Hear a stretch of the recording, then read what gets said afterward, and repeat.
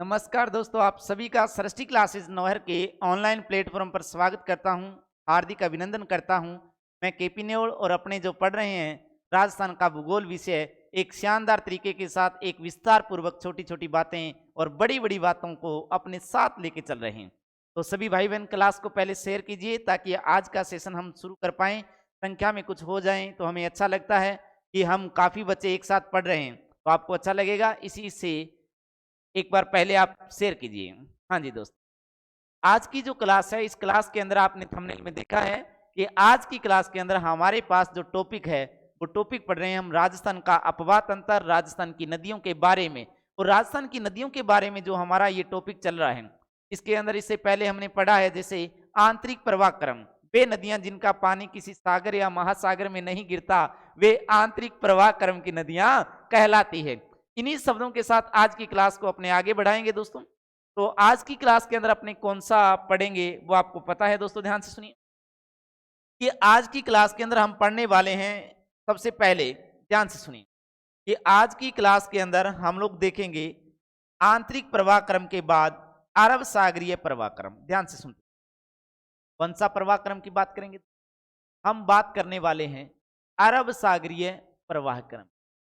अरब सागरीय जो प्रवाह क्रम है, इसका मतलब क्या है सर, इसके बारे में हम जानेंगे पहले। अरब सागरीय प्रवाह क्रम, ध्यान से सुन भाई बहन, क्लास को शेयर करते रहें, लाइक करते रहें और चैनल को ज्यादा से ज्यादा सब्सक्राइब करवाएं ताकि हमें आनंद आए, प्रत्येक बात हमारी आप तक पहुंच पाए। सुनिए आप लोग, अरब सागरीय प्रवाह क्रम क्या होता है। अगर मैं बात करूं कि वे नदियां जिनका पानी किसी सागर या महासागर में नहीं गिरता, वे होती है आंतरिक प्रवाह क्रम की। लेकिन क्या हुआ कि वे नदियां जिनका पानी अरब सागर में जाकर गिरता है, वे नदियां आपकी कौन सी होती है? आप कहेंगे सर अरब सागरीय प्रवाह क्रम की। कौन सी होती है मेरे दोस्तों? अरब सागरीय प्रवाह क्रम। अब अरब सागरीय प्रवाह क्रम के अंदर आप लोग सुनिए ध्यान से, अरब सागरीय प्रवाह क्रम के अंदर एक नदी है, बहुत ही खास नदी है जो अरब सागरीय प्रवाह क्रम की। उस नदी का नाम है दोस्तों लूणी नदी। कौन सी नदी मैंने आपके सामने लिखा है? आप कहेंगे सर लूणी नदी। अब लूणी नदी की अगर अपने बात करें तो बहुत सारे नाम हैं जो लूणी नदी के उपनाम माने जाते हैं और यहां से प्रश्न पक्का बनता है दोस्तों। मैंने बताया है कि कोई भी नदी पढ़े तो सबसे पहले अपने जीरो लेवल से लेकर हाई लेवल तक चलते हैं। तो जीरो लेवल का मतलब है कि कोई भी बात हम छोड़ेंगे नहीं और बिल्कुल नीचे से सत्र को उठाएंगे, एक बेसिक सत्र को लेकर चलेंगे और एक हाई लेवल तक प्रत्येक बड़ी से बड़ी बात जानने की कोशिश करें। ये क्लासें आपको, जो मेरी क्लासें जो आपके सामने रेगुलर आ रही है, तो मैं रेगुलर आपके सामने डेली 8:30 बजे लाइव हो रहा हूं, ये आपके भविष्य के अंदर एक बहुत बड़ा साबित करेगी दोस्तों। जो भाई बहन इस क्लास को निरंतर देख रहा है, उसको देखना इस क्लासों का कितना प्रॉफिट मिलने वाला है। लेकिन क्लास को क्या है कि रेगुलर देखें, अपने हाथ से शानदार नोट्स बनाते रहें। जैसे मैं आपके सामने जो वर्क बोर्ड पे कर रहा हूं, आप भी अपने हाथ से करने की कोशिश कीजिए। क्लास को कम से कम 2 बार देखें, 3 बार देखें। क्लासें यूट्यूब पे आपके सामने रहती है 24 घंटे। आप जब भी चाहो मेरी क्लास को आप लोग चला के देख सकते हैं। ये क्लास आपको एक बहुत ही बड़ा एक आपके सामने रोल लेकर आने वाली है। लेकिन ये कब पता चलेगा? जब आपका एग्जाम होगा, आपको तब पता चलेगा। लेकिन एग्जाम से पहले क्या होता है दोस्तों कि हम इन चीजों को नकारते रहते हैं, दिन प्रतिदिन इन चीजों से दूर जाने की कोशिश करते हैं। लेकिन दोस्तों हमारा माइंड ऐसा होता है कि उन चीजों को ज्यादा कैच करता है जो हमारे काम की नहीं होती है। तो सभी भाई बहनों से गुजारिश करता हूं, अपने काम की बातें, मुझे डायलॉग नहीं आते हैं, मुझे डायलॉग नहीं आते हैं, लेकिन पढ़ाना आता है। तो मैं आपको 100% पढ़ाने की कोशिश कर रहा हूं। तो आप सभी भाई बहन क्लास को जितना ज्यादा शेयर करेंगे, जितना ज्यादा से ज्यादा आराम से देखकर आराम से अपने हाथ से सुंदर नोट्स बनाएंगे, वो बच्चा हमेशा कामयाब होगा। ये मेरा वादा है आप लोगों से। आइए आज की क्लास के अंदर अपने आगे चलते हैं। अब लूणी नदी, जब भी कोई नदी पढ़ते हैं तो ध्यान से सुनिए कि नदी, जब भी कोई नदी पढ़ेंगे तो सबसे पहले नदी का क्या पढ़ेंगे दोस्तों? ध्यान से सुनिए, नदी का हमें पता होना चाहिए उपनाम। क्या पता होना चाहिए मेरे दोस्तों? आप कहेंगे सर नदी का उपनाम पता होना चाहिए। अब देखो, लूणी नदी को कई उपनामों से जाना जाता है। कौन कौन से उपनामों से जाना जाता है? ध्यान से सुनिए। जैसे लूणी नदी को कहा जाता है मेरे दोस्त सागरमती नदी। ध्यान से सुनते जाइए आप लोग। लूणी नदी का ही नाम है, कौन सा नाम है? आप कहेंगे सर सागरमती। सागरमती के बाद लूणी नदी का दूसरा नाम कौन सा है? तो आपके सामने मैंने लिख दिया है दोस्तों, लूणी नदी का ही दूसरा नाम है लवणवती। लवणवती के बाद इसका आगे नाम कौन सा है, तो इसे कहा जाता है मेरे दोस्तों, ध्यान से सुनते जाइए, इसे कहा जाता है आदि खारी आदि मीठी। ध्यान से सुन, बात करेंगे आदि खारी कैसी है और आदि मीठी भी कैसी है।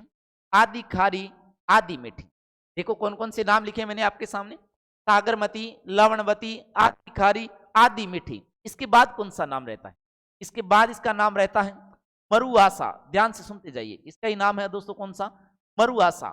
मरुआसा के बाद इसको कहा जाता है मेरे दोस्तों मरुस्थल की गंगा। क्या कहा जाता है मेरे दोस्तों, ध्यान से सुनते जाइए, इस नदी को ही कहा जाता है मरुस्थल की गंगा कहा जाता है। और मरुस्थल की गंगा के साथ साथ इसी नदी के कुछ और भी नाम हैं, जैसे इसको कहा जाता है मारवाड़ की गंगा। क्या कहा जाता है मेरे दोस्तों, आप कहेंगे सर इसको मारवाड़ की गंगा भी कहा जाता है। ध्यान से सुनते, मारवाड़ की गंगा के साथ साथ इसे एक और नाम भी दिया जाता है। क्या कहा जाता है, इसे कहा जाता है दोस्तों अंत सलीला। क्या कहा जाता है, आप कहेंगे सर इसको कहा अंत सलीला। बहुत ही शानदार प्रश्न दे रहा हूं, आरएस प्री के अंदर 2016 में यह प्रश्न आया था कि अंत सलीला नदी कौन सी नदी को कहा गया है। तो अंत सलीला जो नाम दिया गया था, ये नाम किसके द्वारा दिया गया था और कौन सी नदी का ये नाम है। तो आपको क्या बताना है दोस्तों, ध्यान से सुनिए। अंशलीला जो नाम था ये कालिदास ने दिया था मेरे दोस्तों, कालिदास ने दिया। कौन सी नदी को अंशलीला के नाम से जाना जाता है, आप कहेंगे लूणी नदी को अंशलीला के नाम से जाना जाता है। अंशलीला जो नाम था ये नाम किसने दिया था, आप कहेंगे सर कालिदास ने। सागरमती, लवणवती, आदि खारी, आदि मीठी, मरुआसा, मरुस्थल की गंगा, मारवाड़ की गंगा और अंशलीला, अंशलीला किसने कहा था, आप कहेंगे सर कालिदास ने कहा था। लेकिन दोस्तों जब कोई भी नदी पढ़ते हैं तो नदी का हम लोग क्या पढ़ते हैं, ध्यान से सुनते जाइए। जब कोई भी नदी पढ़ते हैं तो उपनाम पढ़ते हैं और उपनाम के बाद नदी का हम लोग पढ़ते हैं उद्गम स्थल। क्या पढ़ते हैं मेरे दोस्तों, आप कहेंगे सर हम लोग पढ़ते हैं उद्गम स्थल। अब जो आपकी लूणी नदी है इसका हमें क्या पता होना चाहिए, आप कहेंगे सर इसका हमें उद्गम स्थल भी पता होना चाहिए। तो इसका उद्गम स्थल के बारे में जाने कि उद्गम स्थल कौन सा है दोस्तों, ध्यान से सुनिए। इसका उद्गम स्थल की अगर अपने बात करें, ध्यान से सुनते जाइए, अगर अपने उद्गम स्थल की बात करें तो इस नदी का जो उद्गम स्थल है, ये उद्गम जो आपका स्थल है इसकी बात करें तो ये नदी निकलती है कौन से जिले से, आप कहेंगे सर अजमेर जिले से। दोस्तों ध्यान से सुनते जाइए, ये नदी अजमेर जिले में एक झील बनी हुई है और इस झील का नाम कौन सा है, आप कहेंगे सर आना सागर झील है। ध्यान से सुनते जाइए, इसका नाम कौन सा है, आना सागर झील। अजमेर जिले में आना सागर झील के पास, अजमेर जिले में आना सागर झील के पास कौन सी पहाड़ियों से निकलती है, आप कहेंगे सर नाग पहाड़ियों से। बहुत ही शानदार प्रश्न दे रहा हूं आप लोगों को, ये प्रश्न बहुत ही बार ये प्रश्न आया हुआ प्रश्न है दोस्तों, ध्यान से सुनते जाइए आप लोग। ये प्रश्न बहुत ही बार आया हुआ प्रश्न है।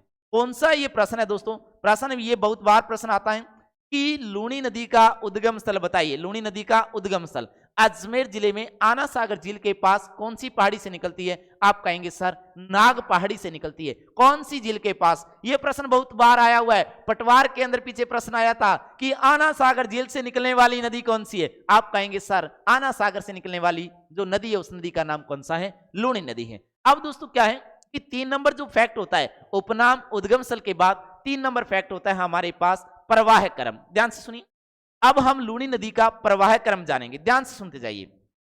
जब लूणी नदी का प्रवाह क्रम की बात करता हूं आपके सामने, मैं यहां पर लिख रहा हूं दोस्तों, ध्यान से सुनते जाइए कि जो प्रवाह क्रम है इसकी अगर मैं बात करूं कि लूणी नदी का जो प्रवाह क्रम है, प्रवाह क्रम का मतलब क्या होता है कि लूणी नदी का जो क्षेत्र है, लूणी नदी कहां बहती है वो सब क्या कहलाता है, तो लूणी नदी का प्रवाह क्रम। कोई भी नदी होगी उसका क्या कहलाएगा वो दोस्तों, प्रवाह क्रम कहलाएगा। दोस्तों जैसे मैं बात करें कि लूणी नदी का प्रवाह क्रम के अंदर आपको कौन कौन सी बातें आपको याद रखनी है तो आपके काम की है, यहां से आपके पेपर में प्रश्न पक्का प्रश्न आता है दोस्तों, ध्यान से सुनते।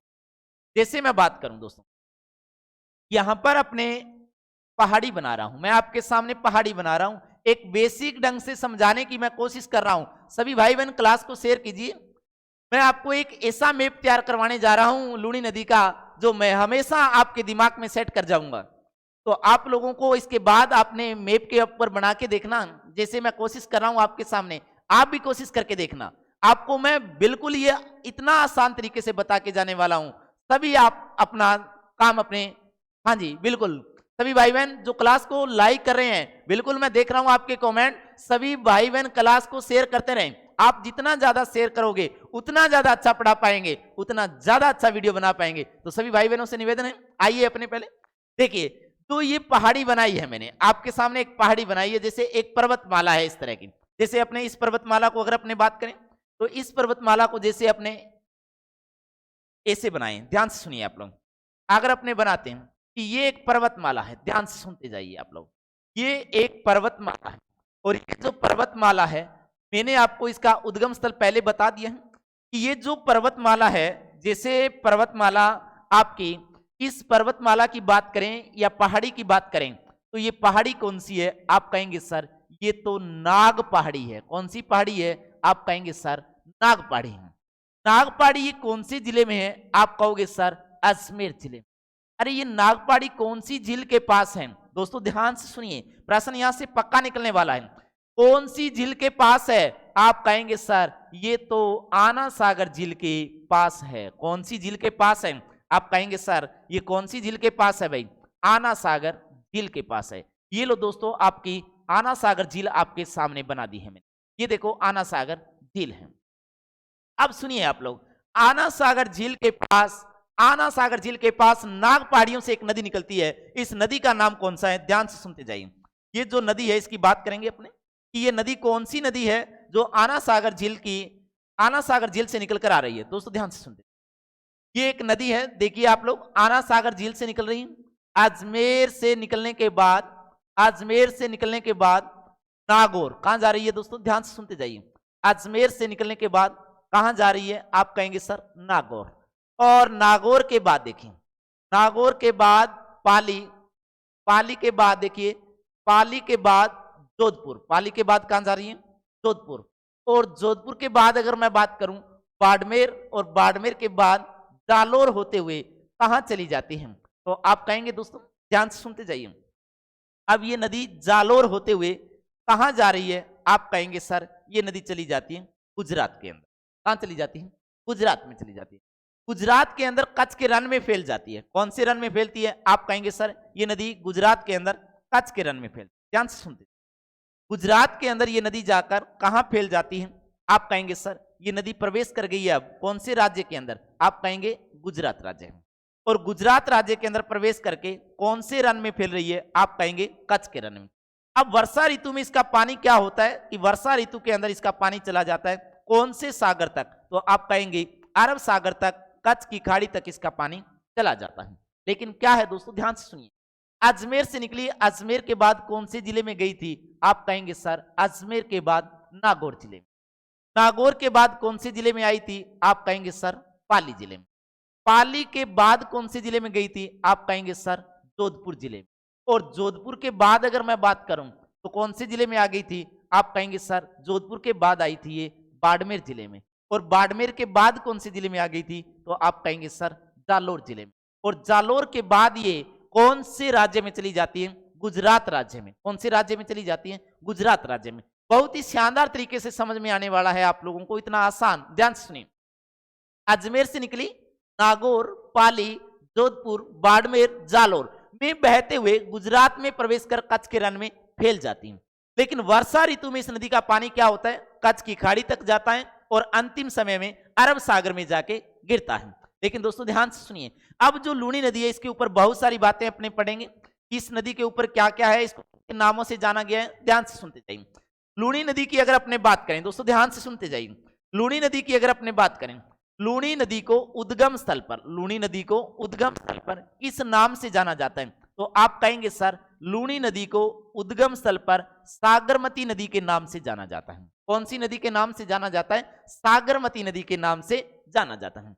लूणी नदी को पाली जिले में किस नाम से जाना जाता है? आप कहेंगे सर लूणी नदी को पाली जिले के अंदर सरस्वती नदी के नाम से, कौन सी नदी के नाम से जाना जाता है? आप कहेंगे सर सरस्वती नदी के नाम से जाना जाता है। लेकिन दोस्तों ध्यान से सुनिए, लूणी नदी का बहाव क्षेत्र उद्गम स्थल से लेकर अगर पूछा जाता है, उद्गम स्थल से लेकर अगर पूछा जाता है गोविंदगढ़ तक, कहां तक पूछा जाता है दोस्तों? आप कहेंगे गोविंदगढ़ तक पूछा जाता है। तो लूणी नदी का बहाव क्षेत्र जो उद्गम स्थल से लेकर गोविंदगढ़ तक का स्थल है, ये किस नाम से जाना जाता है? तो आप कहेंगे सर साकरी नदी के नाम से। किस नाम से जाना जाता है? साकरी नदी के नाम से जाना जाता है।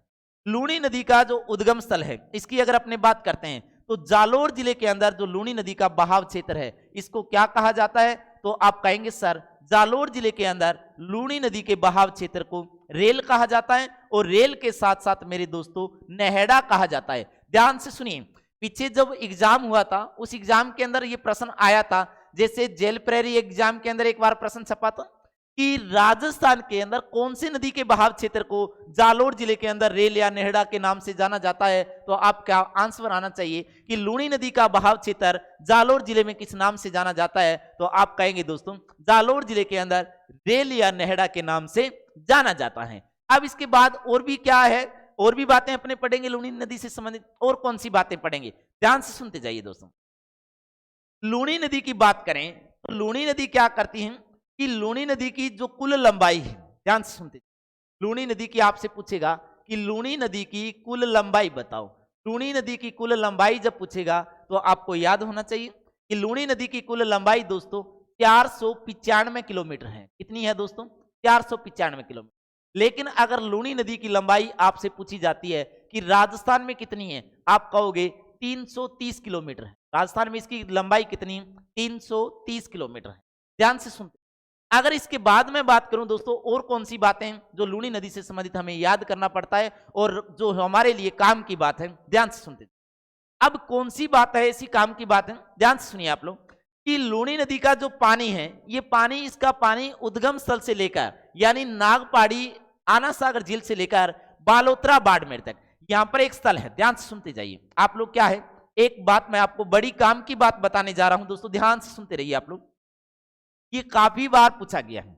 ये जो स्थल है आपका, ये स्थल आपका पड़ता है बाड़मेर के अंदर। इसका नाम क्या है सर? आपके सामने लिख रहा हूं मैं। इसका नाम है दोस्तों बालोतरा। कौन सा नाम है दोस्तों? बालोतरा।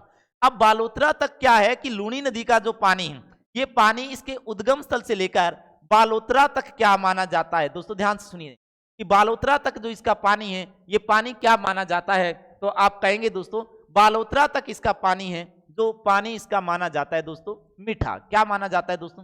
मीठा माना जाता है।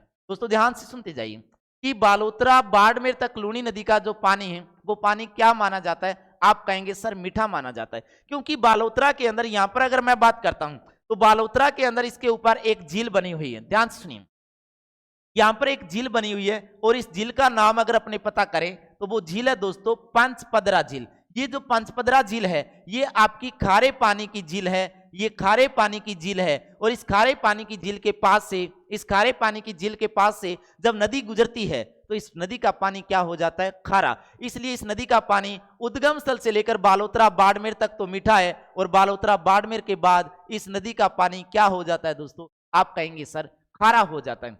इसी कारण लूणी नदी को आधी खारी और आधी मीठी के नाम से जाना जाता है। अब और कौन सी बात है हमारे काम की यहां पर दोस्तों? ध्यान से सुनिए। अगर मैं बात करता हूं जोधपुर जिले की, अब जोधपुर जिले की बात करें तो जोधपुर जिले के अंदर इस नदी के ऊपर एक बांध बना हुआ है। जोधपुर जिले में इस नदी के ऊपर क्या बना हुआ है दोस्तों? आप कहेंगे सर एक बांध बना हुआ है। इस बांध की बात करें तो इस बांध का नाम कौन सा है? आप कहेंगे सर इस बांध का नाम है जसवंत सागर बांध। कौन सा बांध है दोस्तों? जसवंत सागर बांध। अगर मैं जसवंत सागर बांध की बात बताऊं आप लोगों को, ध्यान से सुनिए दोस्तों। जसवंत सागर जो बांध है, ये लूणी नदी के ऊपर जोधपुर जिले के अंदर बना हुआ है। जोधपुर जिले के अंदर कौन से गांव में बना हुआ है? तो आप कहेंगे दोस्तों पिचियाक गांव। ये जोधपुर जिले का एक गांव है पिचियाक। कौन सा गांव है मेरे दोस्तों? पिचियाक गांव। इस पिचियाक गांव के अंदर ये बांध बना हुआ है, और इस बांध का जो निर्माण है ये महाराजा जसवंत सिंह ने 1892 में करवाया था। 1892 में इस बांध का क्या करवाया था? निर्माण करवाया था। लेकिन दोस्तों क्या है, आपसे पूछा जाएगा लूणी नदी पर बांध कौन सा है? आप कहेंगे जसवंत सागर बांध है, जोधपुर जिले के पिचियाक गांव में बना हुआ है, जिसका निर्माण 1892 के अंदर महाराजा जसवंत सिंह ने करवाया था।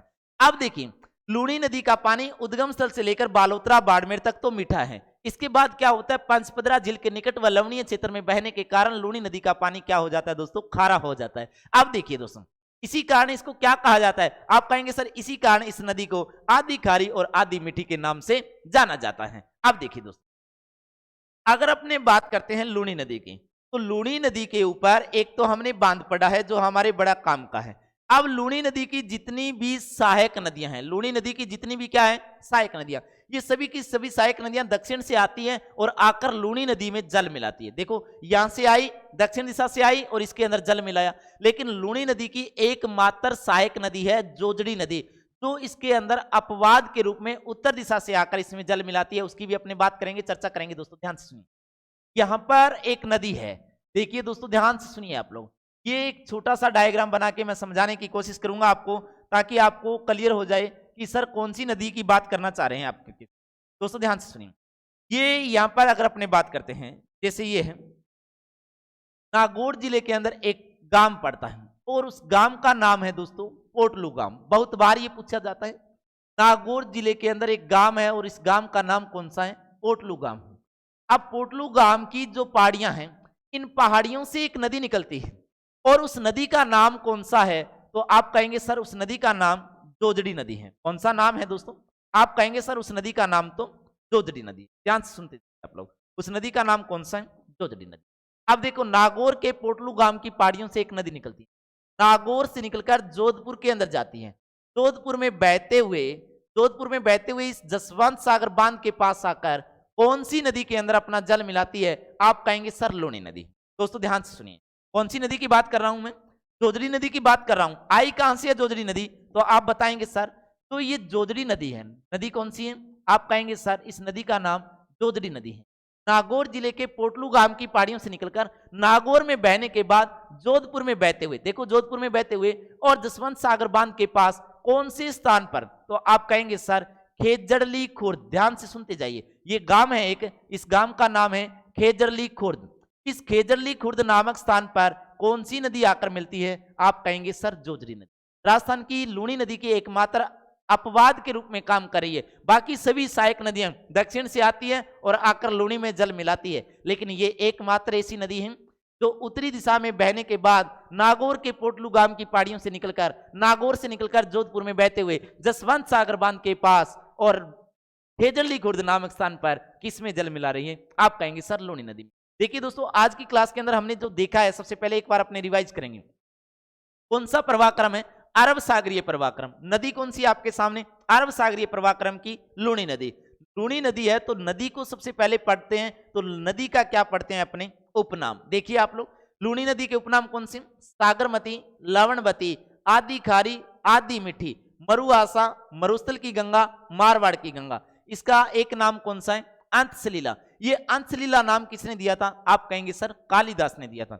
लेकिन उद्गम स्थल की बात करें, अजमेर जिले में आना सागर झील के पास नाग पहाड़ी से, कौन सी पहाड़ी से निकल रही है, आप कहेंगे सर नाग पहाड़ी से निकल रही है। अब इसके बाद क्या पढ़ा है, देखो इसका प्रवाह क्रम देखा है, ध्यान से सुनिए। ये देखो नाग पहाड़ी है अजमेर के अंदर, इसके पास आना सागर झील है, यहां से आपकी नदी निकलती है। कौन सी नदी निकल रही है, आप कहेंगे सर हमारी लूनी नदी है। अब लूनी नदी वहां से निकलकर अजमेर से निकलकर नागौर, पाली, जोधपुर, बाड़मेर, जालोर में बहने के बाद इधर आती है गुजरात में, कच्छ के रण में फैल जाती है। वर्षा ऋतु में इसका पानी कहां चला जाता है, तो कच्छ की खाड़ी में और अंतिम समय में अरब सागर में गिर जाता है। लूनी नदी की बात करें, लूनी नदी की जो कुल लंबाई है 495 किलोमीटर है, लेकिन राजस्थान में इसकी कुल लंबाई कितनी है, तो आप कहेंगे सर 330 किलोमीटर है। लेकिन एक प्रश्न याद रखना, ये प्रश्न भी बड़ा इंपॉर्टेंट प्रश्न दे रहा हूं आपको, कि राजस्थान का जो कुल अपवाह क्षेत्र है, राजस्थान का क्या है मेरे दोस्तों, कुल अपवाह क्षेत्र है, इस कुल अपवाह क्षेत्र का कितना प्रतिशत भाग लूनी नदी के पास है, आप कहेंगे सर 10.41% भाग। ध्यान से सुनते जाइए, जो आपका 10.41% भाग है, ये कौन से प्रवाह क्रम का है, आप कहेंगे सर ये लूनी नदी प्रवाह क्रम का है। तो आपको ये बात भी याद रखनी है। इसके बाद क्या याद करना है दोस्तों, ध्यान से सुनिए, कि लूनी नदी अपने उद्गम स्थल पर किस नाम से जानी जाती है, आप कहेंगे सागरमती नदी के नाम से। पाली जिले में किस नाम से, सरस्वती नदी के नाम से। लेकिन जालोर जिले के अंदर रेल या नेहड़ा नदी के नाम से जानी जाती है। अब देखिए उद्गम स्थल से लेकर गोविंदगढ़ तक ये नदी क्या कहलाती है, आप कहेंगे सर साकरी नदी कहलाती है। लेकिन लूनी नदी की बात करें तो लूनी नदी के ऊपर जोधपुर जिले के अंदर जो बांध बना हुआ है, उस बांध का नाम कौन सा है, आप कहेंगे जसवंत सागर बांध, जो 1892 ईस्वी के अंदर महाराजा जसवंत सिंह ने बनवाया था। लेकिन इसी बांध के पास दोस्तों एक सहायक नदी है जो जोजड़ी अपवाद के रूप में वो जोजड़ी नदी नागौर जिले के पोटलू गांव की पहाड़ियों से निकलकर खेजड़ली खुर्द नामक स्थान पर इसी लूणी नदी के आकर अपना जल मिलाती हैं। तो ये प्रश्न बड़ा इंपॉर्टेंट है, बहुत बार ये प्रश्न पूछा जाता है। अगर अपने बात करते हैं जोजड़ी नदी की, जोजड़ी नदी कहां से निकलती है? नागौर जिले के पोटलू गांव की पहाड़ियों से। और इसी जोजड़ी नदी के किनारे क्या विकसित किया गया है? ये प्रश्न काफी इंपॉर्टेंट है। तो दोस्तों अगर अपने बात करें कि पर्यटन स्थल या वाटर फ्रंट पर्यटन स्थल, ये प्रश्न काफी बार आया है। आपको इंपॉर्टेंट प्रश्न दे रहा हूं, ध्यान से सुनते रहिए। प्रश्न कौन सा है?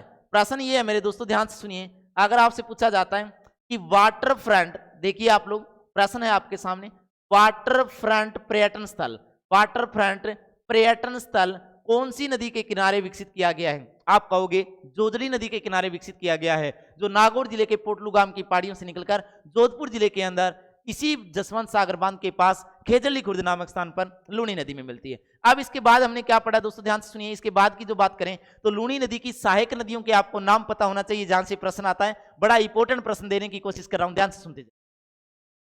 लूणी नदी की आपको क्या पता होना चाहिए? आपको पता होना चाहिए दोस्तों सहायक नदियां। क्या पता होना चाहिए आपको? लूणी नदी की क्या पता होनी चाहिए? सहायक नदियां। अब देखिए आप लोग, लूणी नदी की सहायक नदियां, यहां से प्रश्न बहुत ही इंपॉर्टेंट प्रश्न निकलते हैं, हर बार पेपर में आता है। तो आपके पेपर में भी यहां से प्रश्न छपेगा। सभी भाई बहन क्लास को आराम से देखते रहें और इन बातों को याद करते जाएं। ध्यान से सुनिए। जैसे मैं बात करूं लूणी नदी की, देखिए आप लोग, लूणी नदी की सहायक नदियां कौन कौन सी हैं? देखिए आप लोग, जैसे मैंने आपके सामने नाम लिखा है लीलड़ी नदी, ये एक नदी है लीलड़ी। लीलड़ी के बाद अगर मैं बात करूं, एक नदी है जिसका नाम है जोजड़ी, और जोजड़ी के बाद एक नदी है जिसका नाम है दोस्तों मिठड़ी। लीलड़ी, जोजड़ी, मिठड़ी, और मिठड़ी के बाद एक नदी है जिसका नाम है दोस्तों जवाई, और जवाई के बाद एक नदी है मेरे दोस्त जिसका नाम है सागी, और सागी के बाद एक नदी है जिसका नाम है दोस्तों बांडी। ध्यान से सुनते जाइए, एक बार रिवाइज करेंगे। लीलड़ी, जोजड़ी, मिठड़ी, जवाई, सागी, बांडी। बांडी के बाद भी एक नदी है जिसका नाम है दोस्तों गुहिया, और गुहिया के बाद एक नदी है जिसका नाम है दोस्तों मित्री, और मित्री के बाद भी एक नदी है जिसका नाम है दोस्तों सरस्वती। ध्यान से सुनते जाइए, कौन सा नाम है मेरे दोस्तों? सरस्वती। अगर पेपर में आता है कि प्राचीन काल में कौन सी नदी को सरस्वती के नाम से जाना जाता था, तो घग्गर नदी को भी सरस्वती नदी के नाम से जाना जाता था। लेकिन कौन सी नदी की सहायक नदी है सरस्वती नदी? तो ये अरब सागर प्रवाक्रम की एक नदी थी छोटी सी जिसका नाम था सरस्वती। ध्यान से सुनते जाइए। कौन कौन सी पढ़ा है? लीलड़ी, जोजड़ी, मिठड़ी, जवाई, सागी, बांडी, गुहिया, मित्री, सरस्वती। और सरस्वती के साथ एक और नदी है जिसका नाम है दोस्तों सुकड़ी नदी। कौन सा नाम है मेरे दोस्त? सुकड़ी नदी। ये जो मैंने सहायक नदियां लिखी है, ये सारी की सारी सहायक नदियां कौन सी नदी की सहायक नदियां हैं? आप कहेंगे सर लूणी नदी की सहायक नदियां। अगर आपको लगे कि देखने में ऐसा लगे कि यार अपने लड़कियों के नाम हैं, जैसे अपने लड़कियों के नाम की बात करें, राजस्थान के अंदर जाएं, दक्षिणी राजस्थान के अंदर जाएं, तो वहां पर लड़कियों के नाम मिल जाते हैं आपको, लीलड़ी, जोजड़ी, मिठड़ी, जवाई, सगी, बांडी, गुहिया, मित्री, सरस्वती, और कौन सी है? सुकड़ी। अगर ऐसा लगता है तो आप 99% आपका तुक्का सही चला जाएगा और आपका आंसर होगा कौन सी नदी दोस्तों? लूणी नदी। तो सभी भाई बहनों को अगर क्लास अच्छी लगी है तो क्लास को ज्यादा से ज्यादा क्लास को शेयर कीजिए और अच्छे अच्छे कमेंट कीजिए, ज्यादा से ज्यादा लाइक कीजिए, ताकि अपने आने वाली क्लास में आपके सामने ज्यादा अच्छा पेश कर पाऊं। सभी भाई बहनों से फिर से निवेदन करता हूं कि आप लोग क्लास और क्लास के साथ नोट्स जरूर बनाते रहें, क्लास अवश्य देखें, क्लास को परिपूर्ण रूप से A to Z देखने की कोशिश किया करो।